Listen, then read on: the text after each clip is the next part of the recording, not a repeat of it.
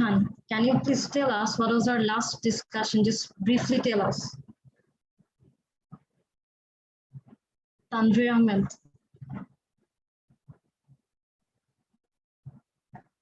Hello? Tanvir Ahmed, can you hear me?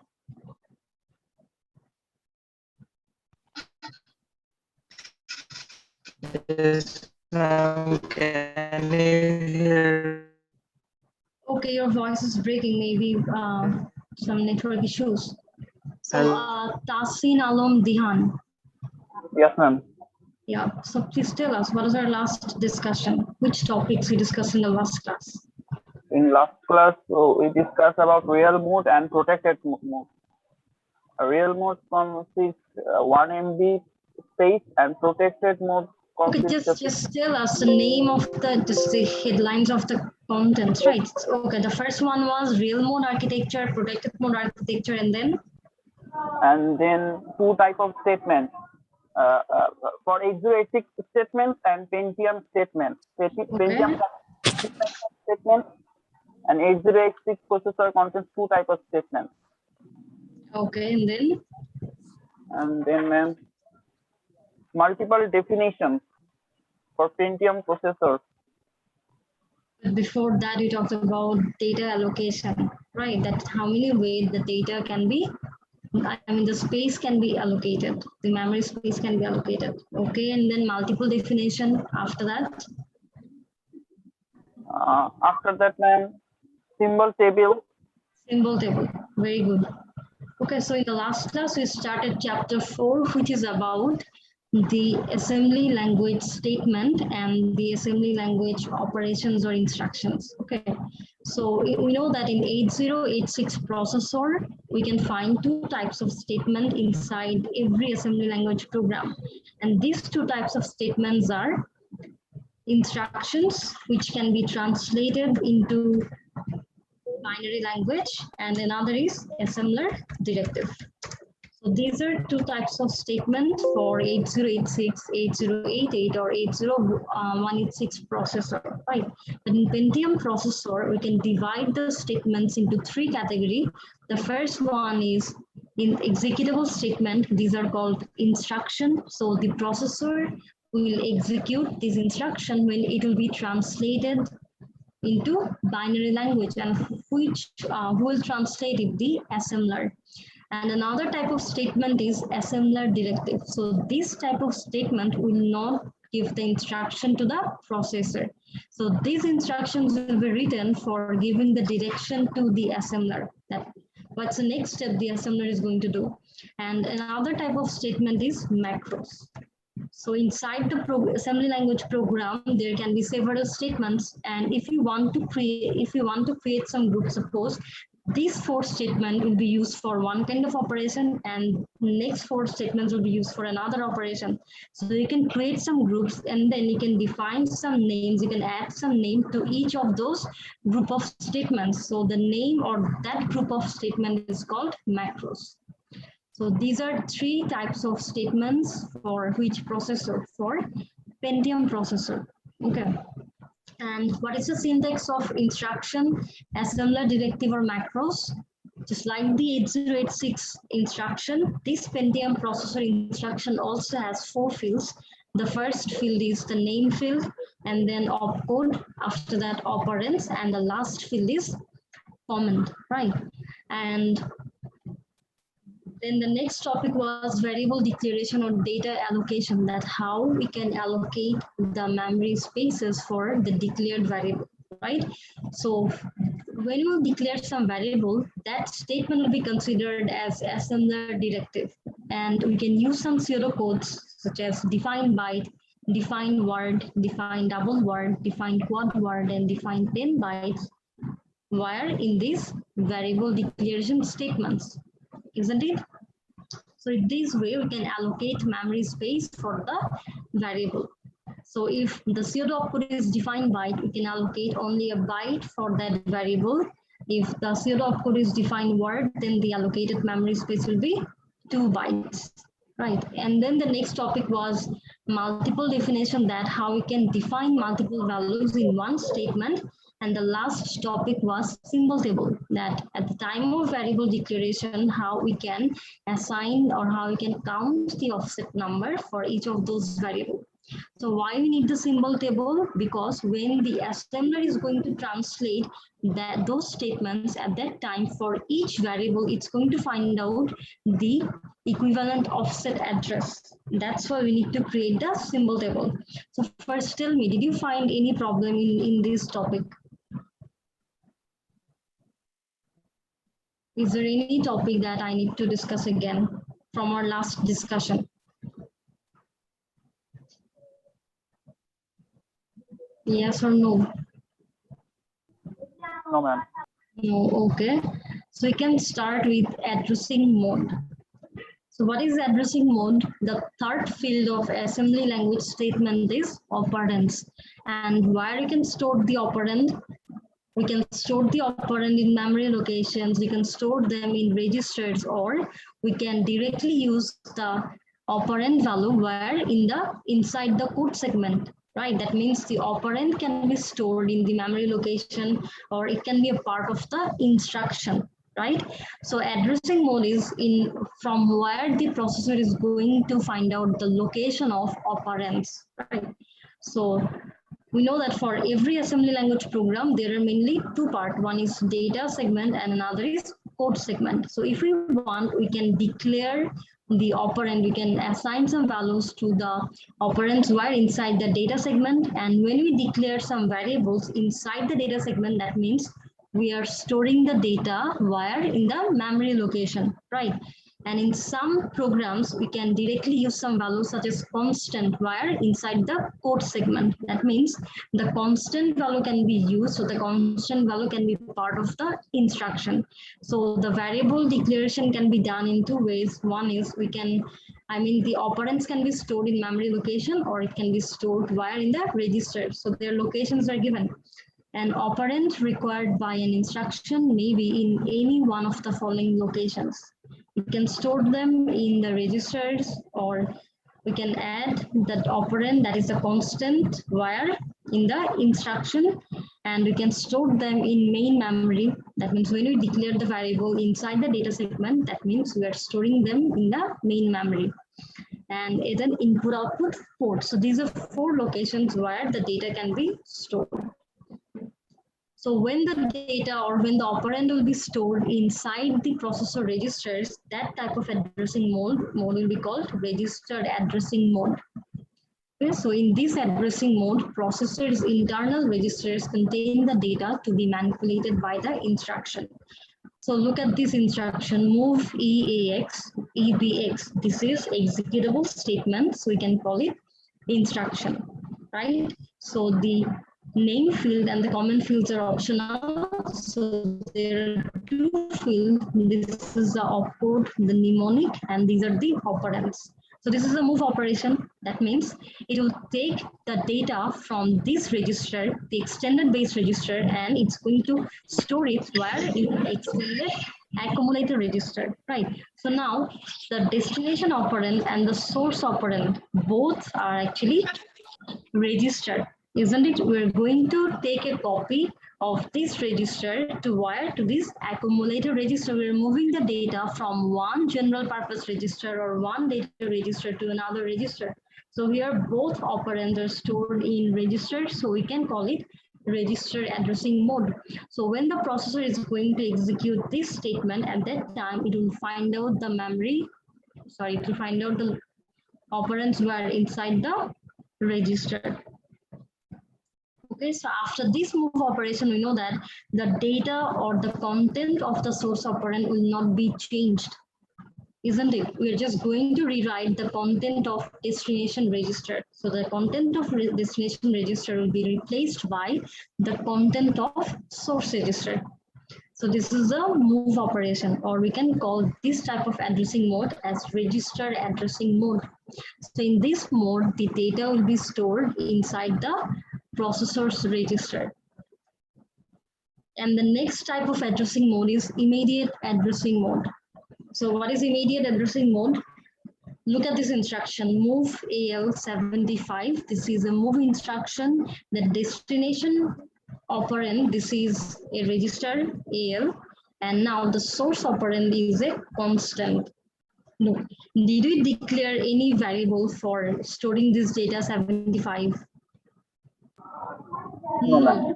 Directly use this value where inside the code segment. This is an instruction which is written inside the code segment. And in this instruction, we directly use the value, and this operand is a part of the instruction. So this type of addressing mode is called immediate addressing mode. So in this addressing mode, data are specified as part of the instruction itself. As a result, even though the data are in memory, it is located in the code segment, not in the data segment. When the variable, when you declare some variable, at that time, the data will be defined where inside the data segment. But here we directly use a constant, a value, where in the instruction. So we can find this instruction inside the code segment. Okay, or this type of instruction is called, or this type of addressing mode is called mixed addressing mode, where the destination operand is stored in a register, but the source operand is a part of the instruction. So you can call it mixed addressing mode also. Is it clear what is register addressing mode and immediate addressing mode? Yes, ma'am. Okay. And the next type is direct addressing mode. Okay, so in this addressing mode, the data or the operand will be stored in the memory location. That means all the variables will be declared inside the data segment. So operands specified in a memory addressing mode require access to the main memory, usually to the data segment. So we can divide this addressing mode, memory addressing mode, into two parts. One is called direct addressing mode and another is indirect addressing mode. So what is direct addressing mode? So suppose inside the assembly language program, there are some segment registers, right? Data segment register, code segment register, and another is how many segment registers the Pentium processor supports? 6 segment registers. These are code segment register, data segment register, stack segment register, and 3 extra segment registers, right? And when you write assembly language program, you have to define 3 segment, code segment, data segment, and stack segment, and their numbers will be stored inside those segment registers, isn't it? And all the segment registers are 16-bit registers. In 8086, in Pentium processor, all the segment registers are 16-bit registers, isn't it? So now, suppose after writing the code, after writing the assembly language code, now what is the next step? The next step is the assembler will translate that code into machine language code, right? So at that time, how it's going to translate the declared variable? Look, now there is a data segment where all the variables are declared. You can declare more than one variable in that segment, inside the data segment. Okay, so after completing the code, now when the assembler is going to translate it, at that time we know how it translates the statement, right? For the opcode, it will find out its equivalent 8-bit code, and for the operands, it will find out the address, right? And from the address, it can easily find out the data. But the question is how it's going to collect the data from the data segment. Do you get my point? Look, this is your assembly language code, and the first segment is a stack segment. And this is the data segment where you can declare some variables. Suppose A is a variable, C opcode is defined by 5 is initial value. B is another variable, the C opcode is defined word, and it's array variable. Okay. And then the third one is C. This is another variable, and the C output is defined double word. This is also array variable. Okay. So these are 3. How many data definitions are here? Total 3 data definitions or 3 data declaration statement. And now this is your code segment where you can write all the instructions. So inside the main procedure, we can write the instruction. Okay.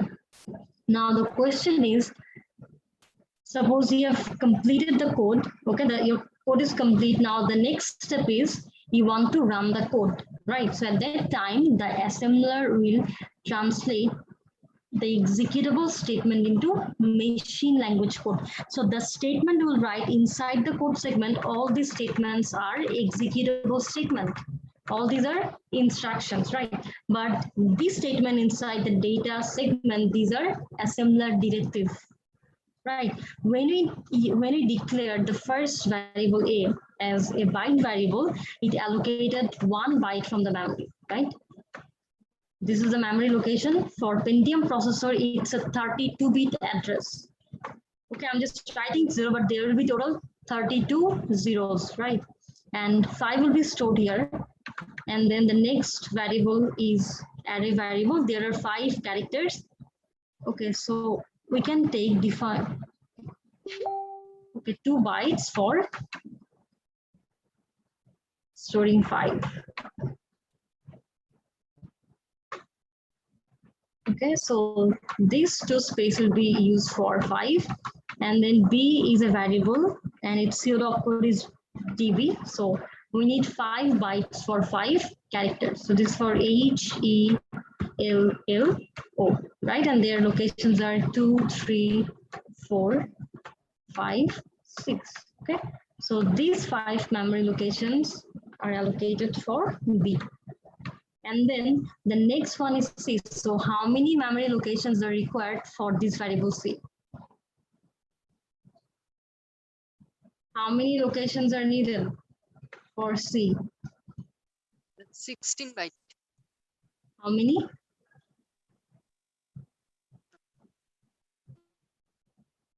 For storing the variable C, how many consecutive memory locations we need? Already 7 memory locations are used, 7 bytes are used, right? So now for storing the third variable C, how many consecutive bytes we need? Hello? You still have confusion in this topic. The whole statements is given. C define double word 10, 15, 20. How many memory bytes we need? For C, we need 12 bytes. How many? Ma'am, for C, it needs 12 bytes. Very good. Total 12 bytes. There are 12, 3 data, ma'am. 10, 15, For 20. C, For each of this number, we need how many bytes? 4 bytes, because double word equals to 2 word and 1 word equals to 2 bytes. So for each of this data, we need total 4 bytes, right?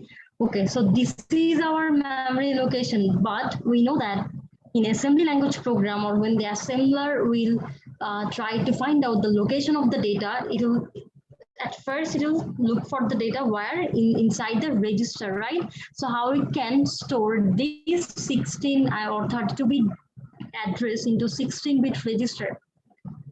We usually use the logical form, that is segment number and the offset number, right? That means we will not store the data in this way. Now we'll divide the computer memory into some segment, right?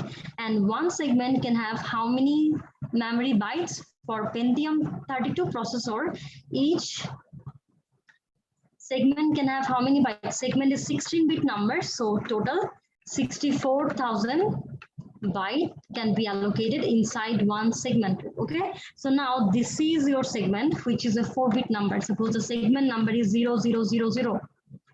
Look at your program. Your program has 3 segments: text segment, data segment, code segment. And when the assembler will translate it, at that time, it will store the number or the address of each of this segment in the segment register. So this is a code segment register where the number of code segment will be stored, and this is for data segment, and this is the text segment, and there is 3 more segment registers are here. So from the data segment register, it will find out what is the number of segment in which segment these three variables A, B, C are stored. Okay, suppose the segment number is 0000, but it needs to find out in which byte that this variable is stored, B stored, and C is stored, isn't it? This is your segment 0000, and inside this segment there can be total how many bytes? 64 kilobytes. This is the first byte, this is second byte, third byte, fourth byte. In this way there can be how many bytes? 64,000 bytes, right? And each of these byte is called offset, and offset is 4-bit number. Okay, so suppose the first variable A is stored in this byte, where the offset number is 0000, but from where the data is going to collect the offset number for each of these variables.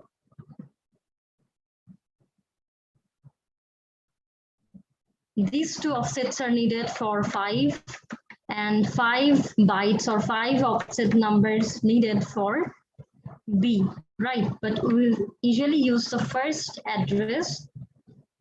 Can you all hear me? Yes, Yes, ma'am. Yes, ma'am. Yeah, so what is the answer? From where the assembler is going to get the offset number of these three variables?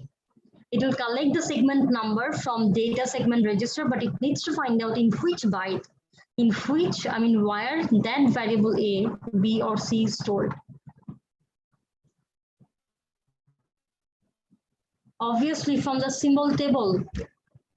From where it will collect the offset number? From the symbol table. Look, we know how to create the symbol table, isn't it? In symbol table, or we'll create it for all the variables that are defined inside the data segment. So in this symbol table, we'll need to have two columns. One is the name of the variables, and other is the offset number, right? So the first variable is A, and then B, after that C, okay? So what will be the offset number of A? We usually count the offset number that at first we have to find out, is there any preceding variables? So the first variable is A, which means that it doesn't have any preceding variable. So its offset number will be 0 or 0000, okay? That means the first variable is stored in this location, right? Yes, Hello. ma'am. Okay. Now the second variable is B, and for B there is one preceding variable which is a word variable. That means 2 bytes are allocated for A. That means the offset number of B will be 2. That means you'll find that data in this location. So this is the offset number of B. And now the third variable is C, and there are 2 preceding variables of C. One is A and another is B. A is a word variable, so 2 bytes are allocated for A, and B is a string variable. There are 5 elements of B, and this is byte variable. So 5 bytes are needed for that variable B. So 2 plus 5 equals to 7. That means the offset number of C is 7. So here we're going to find out the location of that variable C. Is that clear? Yes, ma'am. So in this way, the assembler can find out the data which is called direct addressing mode. Okay, you can read it. So in the direct addressing mode, the segment number will be collected from data segment register, and the assembler will find out the offset value from the symbol table. So the assembler will translate this name, the variable name, into its associate offset value during the assembly process. And to facilitate this translation, the assembler maintains a symbol table. So in direct addressing mode, or it's a part of memory addressing mode where the data is stored inside the memory. So the direct addressing mode is the assembler is going to find out the segment number from the data segment register and the offset number from the symbol table. Another addressing mode is indirect addressing mode. So in indirect addressing mode, the data will be stored where? Obviously in the memory location, isn't it? So it will find out the segment number from segment register, but now it will find out the offset number from the register. So here the offset or effective address of the data is in one of the general registers. So what is the main difference between direct addressing mode and indirect addressing mode? Look, when the assembler maintained a symbol table, at that time, just look at this single variable. A is a single variable, right? And it has only one instance. That is, the value is 5, right? So we can easily write the offset number of that variable 5. But what about the array variable? Suppose C is an array variable, right?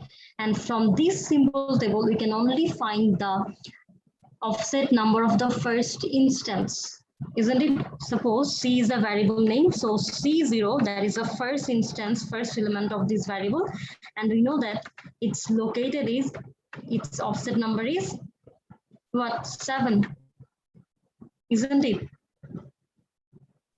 Yes, ma'am. Yes, ma'am. But from this symbol table, we cannot easily find out what is the location of the next data, right?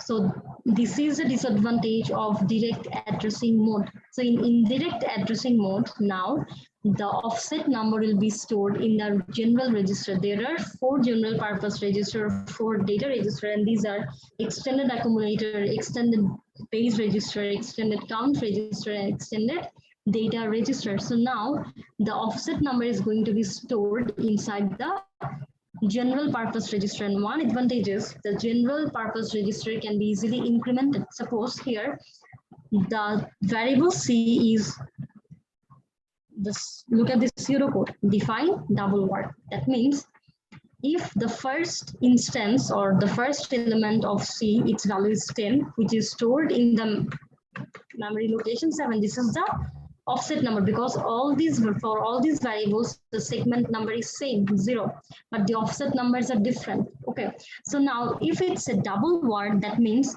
the accumulator register will be incremented by 4. Suppose this is the accumulator register, we can see that in the first memory location or in this location the first value is stored. Okay, so if the pseudocode is defined double word, that means we have to increment the value of general register by 4. So we are going to find out the next instance where, for which value of EAX. 1 plus 4 equals to 5. Hello. Yes, ma'am. If you have please read this slide again. In indirect addressing mode, the offset or effective address, okay, this is another name of offset address, of the data is in one of the general registers. For this reason, the addressing mode is sometimes referred to as the register indirect addressing mode. So the indirect addressing mode is not required for variables having only a single element, but for variables like, it's needed for array variables. Why? Because in direct addressing mode, we cannot easily find out the offset address for all the elements of array variable. We can easily find out the offset address of the first element from the symbol table. But in indirect addressing mode, we are going to use some general purpose register which can be easily incremented. So suppose the declared variable, the declared array variable is a byte variable. At that time, the value of the general purpose register will be incremented by 1. That means after each.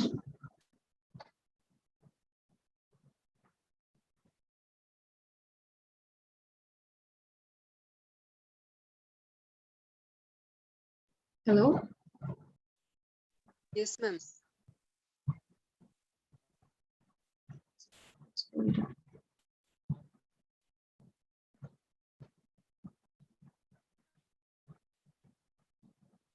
Give me a minute.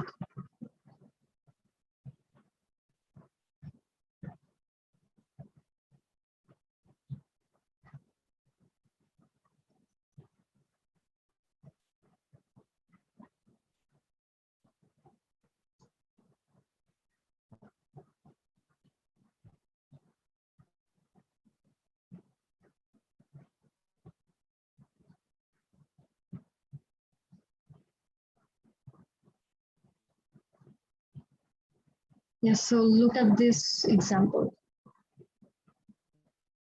Can you see it?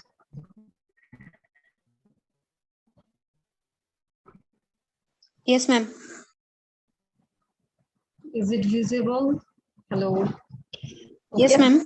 Yes, Now ma'am. instructions. There are total 4 instructions. Okay. So here table 1 is array variable. Suppose it has 2 elements and the first element, the index of the first element will be table 1, 0. The subscript value will be 0. And for the second, and its value is 100. And the second element is 99. So now think about the direct addressing mode. When the syntax is move EBX table 1, at that time only the address of the first instance of this array variable will be copied to this extended base register. In which mode? In direct addressing mode, because in direct addressing mode always you can collect the offset number or the address of the first instance. This is a disadvantage of direct addressing mode. Now suppose we're using indirect addressing mode where one register will be general purpose register. So X is a general purpose register. Now we can, in this indirect addressing mode, we can copy the address or the data of each instance of the array variable. Okay, so for this array variable table 1, there are 2 instances. So the first element is table 1, 0, and the second element is table 1, 1. So initially the base register is empty. Okay, so now by using this statement move EBX table 1, this is a move operation. So you are going to copy the address of the first element of table 1 to where? No, in this instruction, we are actually copying the address of table 1, not the value of that array variable. Okay, now the second instruction is move EBX, the register name, within the parenthesis 100. So what is the difference between the first instruction and the second instruction? Look, the instruction format will be changed and it depends on which assembler you are using. Okay, so in emulator, we don't need to use these brackets, but when the assembler is NASM, that is net wide assembler, at that time, we need to use the third bracket when we're going to copy the value of the operand loop. There is difference between these two instructions. In the first instruction, we are copying the address of this variable. But in the second instruction now, EBX 100 is the value of first element of table 1. So you're going to change the value of EBX by 100, but initially EBX is 0. That means you're going to copy this value 100 to where in this extended base register. After this instruction now, EBX equals to 100. Is it clear when to use the third bracket? If you are directly changing the data, changing the content of the register or memory location, we can use this third bracket for NASM assembler. So look, this is the value of the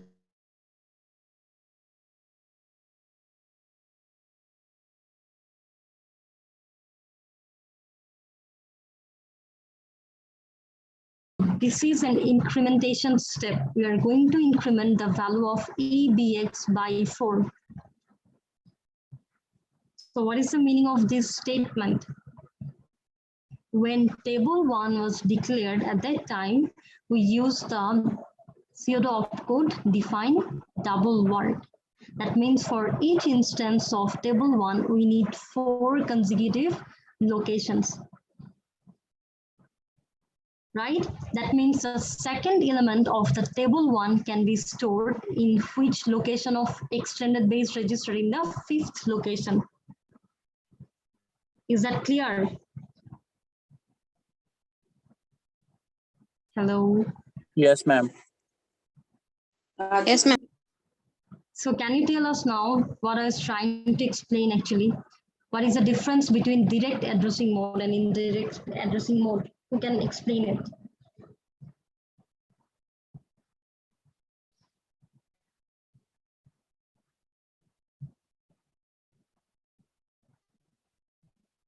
Hello. Hello. Ma'am, direct addressing mode give us the array's address, not the intents, but in indirect addressing mode, we got the intents or index of that arrays also. Look, explain it again. Okay, so this table 1, or we can take any variable. Suppose say A is array variable and its zero opcode is defined double word and it has 2 elements. The first element value is 100 and the second element value is 99. Okay, so how we usually store these two data, or how we usually store this variable A in computer memory. This is the computer memory, right? And now the processor is going to assign some address. 8086 will assign 32-bit address, sorry, 16-bit address. What I'm saying, 8086 will assign 20-bit address, or Pentium processor will add 32-bit address, right? So since it is declared as double word, that means total 4 bytes are needed for each instance of this variable A. So 100 will be stored here. Okay, so there are 4 memory locations, 0, 1, 2, 3 for storing 100. Now the second instance, so here A0, this is the first element, A0 equals to 100 and A1 equals to 99. Okay, so now the next data 99 will be stored in the next 4 consecutive memory location. These are 4, 5, 6, and 7. 4, 5, 6, 7. So this is the memory architecture, right? Now, when we use the assembly language, at that time, we usually use the registers for storing the segment number and offset number, right? What is the width of segment register both in 8086 and Pentium processor? The width of segment register is 16-bit. That's why we don't use this physical address. We use logical address. What is logical address? Segment to offset. This is called the logical form or logical address of any operand, isn't it? So how we can form, how we can create the logical address? We need memory segmentation. So now we are going to divide the computer memory into some segments, right? And segment offset number is 16-bit number. That means segment is 16-bit number, offset is also a 16-bit number, right? So now suppose this is our first segment 0000, or you can simply write 0. This is the first segment, and the maximum allocated bytes inside one segment is 2 to the power 16, that is 64 kilobytes. So this segment has how many bytes total? 64 kilobytes, right? Now in direct addressing mode, when the variables will be declared at that time, the assembler will create a symbol table. So how the symbol tables will be created? These are the name of the variable A, and this is the offset number. We need to write the offset number here. So we declared only one variable, so there is no preceding variable of A. So its offset number is 0. That means we are going to locate the first variable in this memory location, right? The offset number will be collected from the data segment register because all these variables are declared inside the data segment. So from the data segment register, we're going to collect the segment number. But from where we'll get the offset number? From the segment table. Look, if A is a single variable, we can easily say that in this location, we are going to find out the value of A. If the value of A is 100, but this is an array variable. In direct addressing mode, we cannot easily find out the location of all the instance of A because from the symbol table, we can only find out the first operand's offset address, isn't it? So in indirect addressing mode, now we are going to use some general purpose register. That general purpose register can be EAX, AX, AH, or AL. It can be EBX, right? So now in this register, we are going to store the offset number of the operands, right? So A is an array variable. It has two instances, 199. Okay, and this is defined as double word. Okay, now suppose we are going to use a move operation for copying the data of first element to where in this accumulator register. This EAX is a 32-bit register. This is a 32-bit register, right? Now, at first, we are going to store the data of first element A0 where in the accumulator register, initially the accumulator register is empty. So in the first location of accumulator register, we are going to find out this this operand, this data 100, right? Now, where we are going to locate the second element of this array variable A? In which position of this accumulator register we are going to store 99?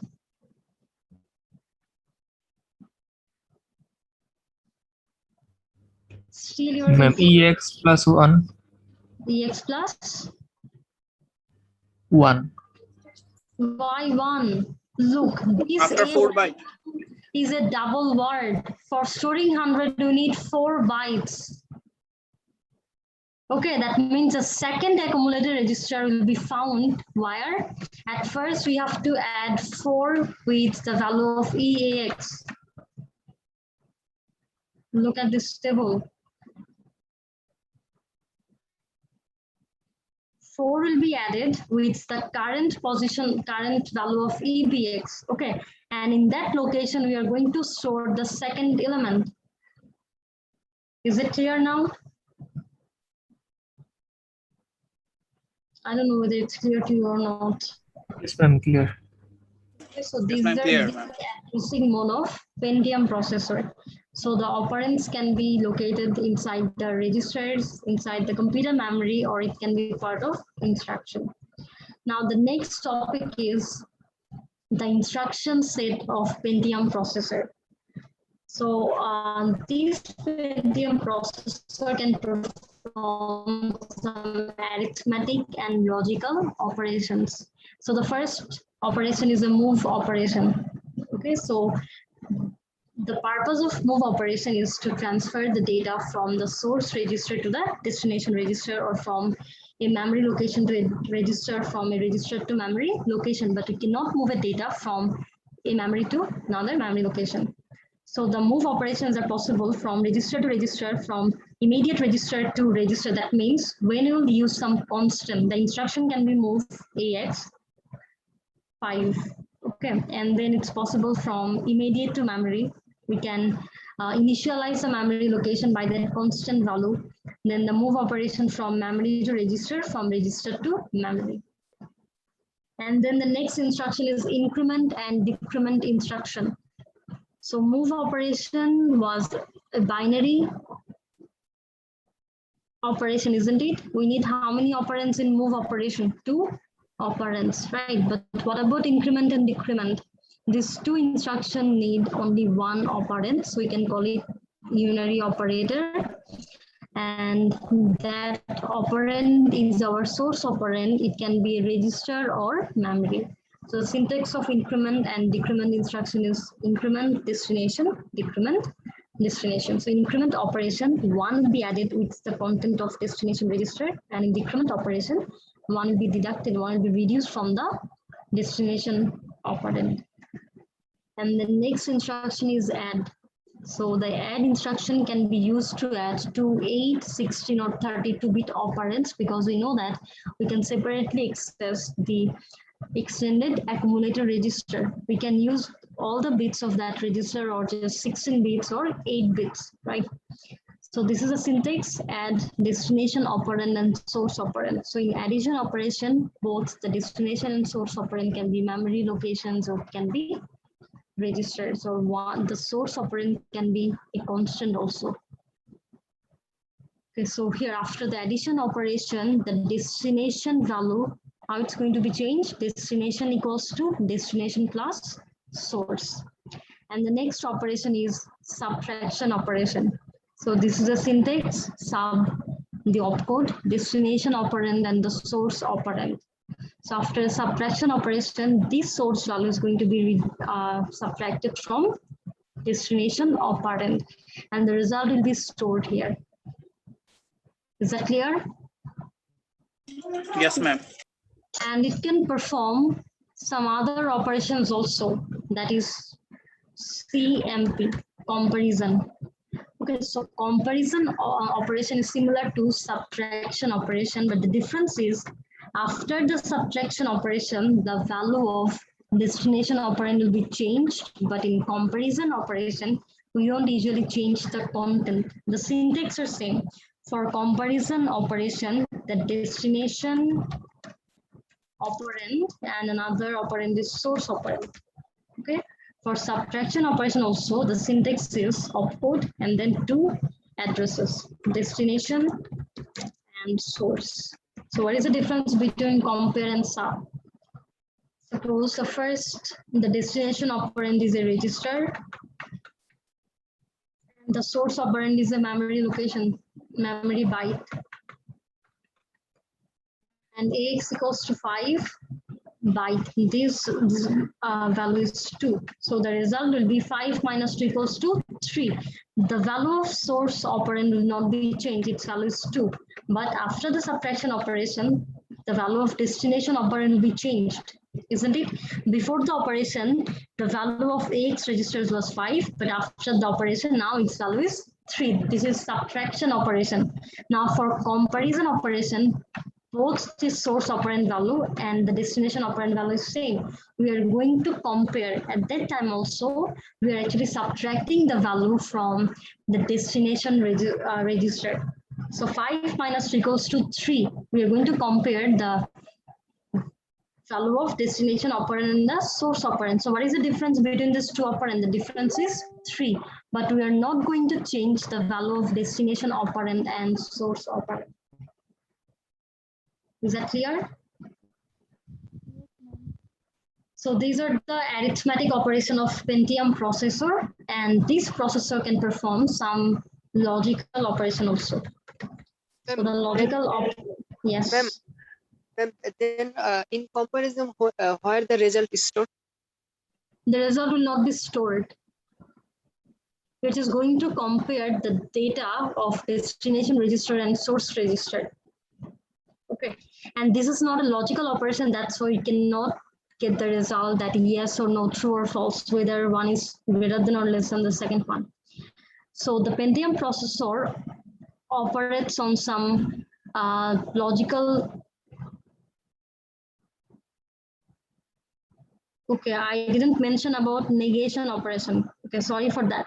So this processor can perform negation operation, but it's included in the logical operation. Okay, that's why I didn't include that operation in arithmetic part. Okay, so it performs 4 logical operation. One is logical AND operation, logical OR operation, logical XOR operation, and logical NOT operation.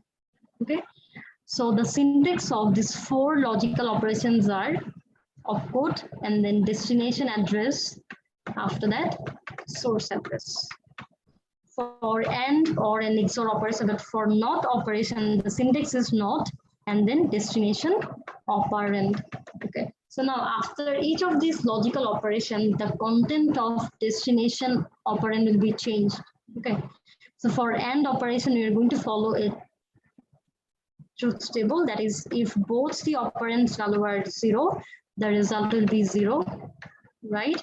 For 0, 1, the result is 0. For 1, 0, 0. For 1, 1, 1. This is for AND operation. So what is the logic of OR operation? In OR operation, if one of the operand is 1, the result will be 1, right? And what about the XOR operation? If the operands value are same, then the result is 0. If the operands are different, the result is 1. This is the logic of XOR operation, and NOT, that is, it will find out the opposite value of the destination operand. If the destination operand is suppose 0, 0, 0, 0, the complement of this operand will be 1, 1, 1, 1. This is NOT operation. Okay. So there is some disadvantages in this logical AND or an XOR operation. That is, suppose the destination operand is a register and it has the data 5, and the source operand value is 3. So at first, these two value, at first we have to convert it into binary. So 5, that is 0, 1, 0, 1, 3, that is 0, 0, 1, 1. Okay. So in these operations, when the opcode is AND or XOR, at that time, the assembler only takes the least significant bit. It just creates the result after comparing only the least significant bit. Okay, so if the least significant, look here, both the values are 1, so at that time it will produce the result 1. That is, the result of this logical operation is 1. So this is a disadvantage of AND operation. So for overcoming this problem, we can use test directive. Okay, so here if we use test directive and the destination operand is suppose 5 and the source operand is 3. So at that time, it will compare all the bits of the destination operand with all the bits of source operand. Is that clear? Yes, Yes. ma'am. Yes, ma'am. So this is all about chapter 4. Okay, so in this chapter, you got to learn about Pentium, assembly language syntax for Pentium processor and the type of operations, type of addressing mode, and the type of data allocation. So can you start a new chapter now next class? Or you need review? Actually, before the midterm exam, we have to complete at least one chapter.